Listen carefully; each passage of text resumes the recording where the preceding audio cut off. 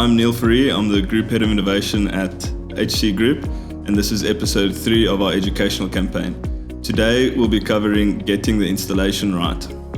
A system that's installed correctly from the start performs better, lasts longer, and saves you time and money down the line. But what does a proper installation look like? Let's take a look. Start with the evaporator unit. It must be installed inside the cold room or refrigerated space with no obstructions. This ensures even air distribution and consistent cooling. Next, the condenser unit. Place it in a well-ventilated area, ideally out of direct sunlight or away from heat sources. Make sure there's at least 1 meter of clearance around it. That breathing space allows proper airflow and easy maintenance access.